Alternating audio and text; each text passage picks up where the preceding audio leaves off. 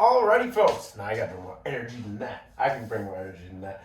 Alrighty, folks. Welcome back to day 2 of this fucking punishment.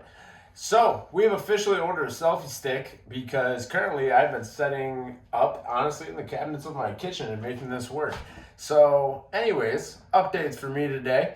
We are back home. We are back in my own kitchen this time. Drove about 4.5, 5 hours back from Maine today. Not too bad. Straight trip. Cut like 20 minutes, at least 20 minutes, I think, off the GPS. Very pumped up about that. Swung through. Got a couch. We have officially been in our apartment for 4 months now, and finally got a couch after a lot of delays and some bullshit from Bob's. Anyways, moving on. I think that's all I really got going on in our department. Weekend coming up. One thing I decided to talk about today before we get into week 18 of football. I know our fantasy season is over. However, I'm going to quick touch on something from my own fantasy season this year. Obviously abysmal, hence why we're here. But 2 big injuries to guys that I'm considering being keepers, being Skattebo and Judkins there. And similar injuries, similar mechanisms of injury. So we're going to quick talk about it. So both of those guys suffered from, as far as I know on Judkins, I've not fully looked up what's going on there. Anyways, as far as I know, both suffered from having that ankle twisted and pointed out and fracturing at the very least their fibulas. Now obviously Skattebo's back and doing WWE appearances there. So not too worried about that nut job for next year. But Judkins, on the other hand, a little bit more worried. So what we're going to talk about real quick is, if you're looking at the ankle, right, the anatomy that we're going to kind of keep in mind, we'll touch on different things as we go, is essentially, to simplify it, we're looking at 2 bones coming down, one on the outside being a little bit longer than the other. It's going to be our fibula there, inside being our tibia. Coming down under that, we have 2 bones sitting on top of each other. Don't really need to get into them too much, but the bottom one's going to make up our heel bone.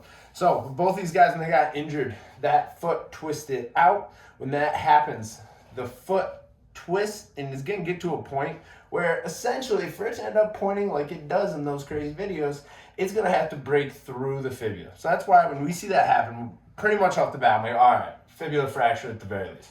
Now, it doesn't mean the ankle is dislocated, however. The only way we're really going to call that dislocation is if we're looking at those 2 bones that are underneath tibia and fibula up top. These 2 bones, is if that bottom one actually slips out from underneath.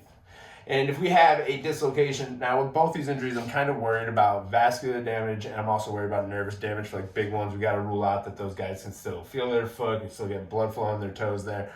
But when we have that dislocation, a lot more movement, a lot more worried about some of that damage. I think Dak, when he messed up his ankle, I think he was technically a dislocation, because I feel like I remember reading him dealing with some nerve stuff there. But regardless, that's the first thing we worry about. Then kind of going up the chain from there, because that foot is twisting out, the next thing we're looking at is to see basically what we call like a syndesmotic, if I'm pronouncing that right, disruption. Essentially, that syndesmosis is what's going to hold together that tibia and that fibula there.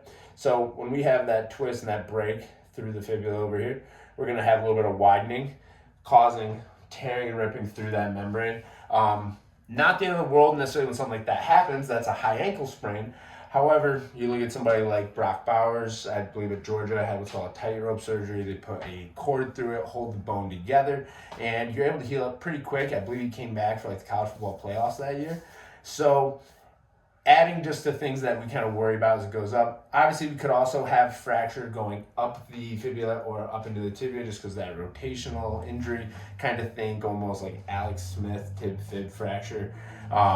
On the other side down at the ankle, looking at maybe a little bit of deltoid ligament disruption. Another one, not great because the deltoid ligament's pretty strong there, so it takes a lot of force to tear that. It takes a little while to heal.